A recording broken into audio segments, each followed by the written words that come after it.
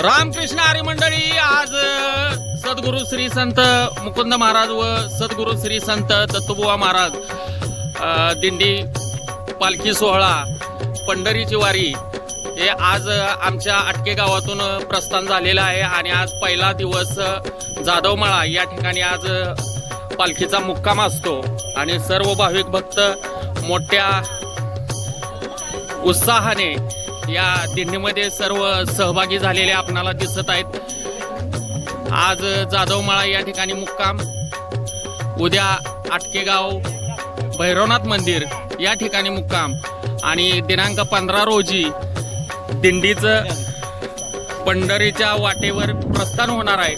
तरी सर्व भाविक भक्तांनी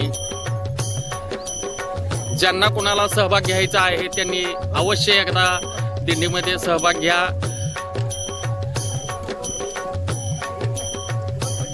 सर्व या ठिकाणी आहेत, भाविक भक्त आहेत।